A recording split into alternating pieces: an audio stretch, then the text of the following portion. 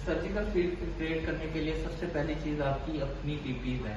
आपकी पीपीज क्या होती है सर्जरी के लिए, स्क्रबिंग के लिए? आपका गाउन, मास्क और कैप आपने पहले पहनी होती है, और ग्लव्स और गाउन आपने बाद में पहने होते हैं। अच्छा, इसकी आउटर साइड खुली हुई है तो इनर साइड मैं खोल रहा हूँ।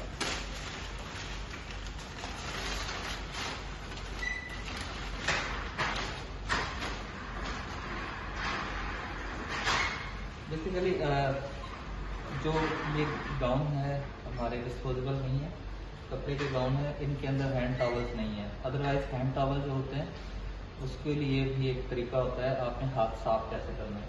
तो शीट पैक खोल दो, मैं बताता हूँ उसको, एक यूज़ कर लेते हैं। इधर खोल दो या और खोल दो,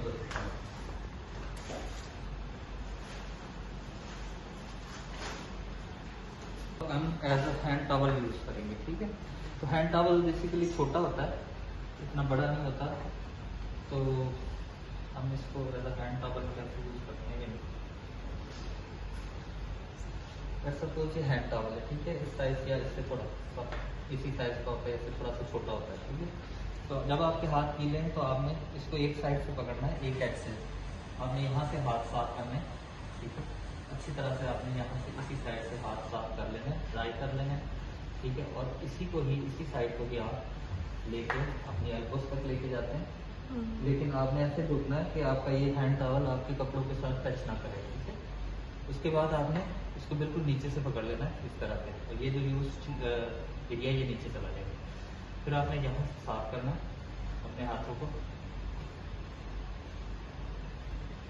और इसी तरह रोटेट करते हुए आपने खुद भी नीचे झुकना, ताकि ये हैंड टॉवल जो है आपका आपके कपड़ों के साथ ना हो, ठीक है। और फिर आपने इसको ऐसे ही डंप कर देना है, ठीक है। अब आपके हाथ अच्छी तरह से ड्राई है। अच्छा, गाउन जो होते हैं बेसिकली गाउन रिवर्स पैकिंग में पैक किए जाते हैं। उसका फ़ायदा ये होता है कि यहाँ पे जब आप गाउन ऐसे रखते हैं तो उसके जो बाजू हैं दोनों वो बाहर की तरफ होते हैं, उसके अंदर आप हाथ डालते हैं और उसको ऐसे उठा के आप पहन लेते हैं, ठीक है।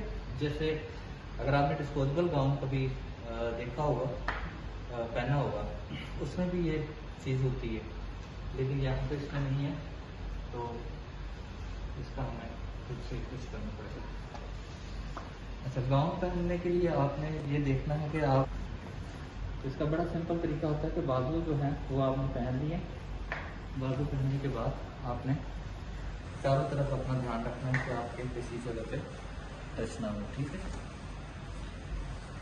अच्छा, अब बारी आती है ग्लविंग की। तो ग्लविंग जो है, सर्जिकल ग्लविंग बेसिकली तीन तरह की होती है।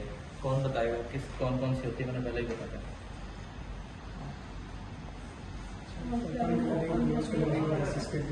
असिस्टेड, ठीक है।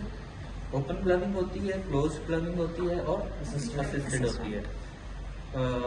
सर्जिकल स्टेप के लिए ओपन ग्लविंग जो है वो रेकमेंडेड नहीं है, ठीक है।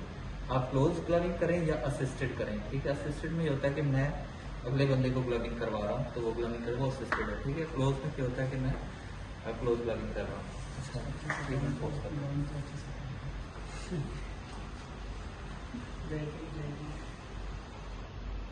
अच्छा, क्लोज ग्लविंग में क्या होता है कि आपके जो हाथ हैं वो गाउन से बाहर नहीं आते, ठीक है।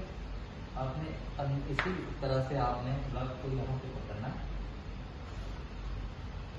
आपने इसको बिल्कुल उल्टा, जहाँ पे आपकी थंब वाली साइड होगी वहाँ पे आपने थंब रखना है और इसको ऐसे ही पकड़ के रोटेट कर लेना, ठीक है। जब आपका हाथ इसके अंदर चला जाता है तो आपने क्या करना है, इसको खींच लेना है।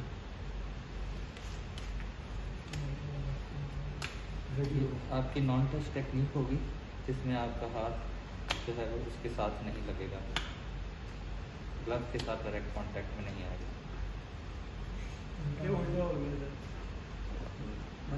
तो हमारा ये वाला ग्लव ऊपर चढ़ गया, इसको भी हमने ऐसे ही रोटेट करके हाथ हमने इसमें से निकालना है हल्का सा, और उंगलियां अपनी जो है वो एडजस्ट करके तो इसको खींच लेना, ठीक है। जब हम इसको खींच लेंगे तो ये ग्लव जो है, अगर ये सही वाला ग्लव नहीं तो सही,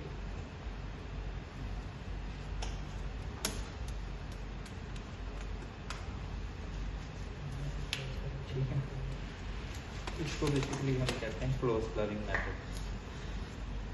ग्लव आपने पहन लिया, गाउन आपने पहन लिया, इसके बाद आपका ये जो हाथ हैं आपका चेस्ट लेवल से ऊपर नहीं जाना चाहिए और वेस्ट से आपके नीचे नहीं जाना चाहिए, ठीक है। आपका ये एरिया है जो आपने जहाँ पे आपके हाथ रहेंगे, चाहे जिस भी पोजीशन में आप हैं, आपके हाथ या तो सर्जिकल फील्ड पे होंगे या फिर आपके हाथ होंगे यहाँ, ठीक है।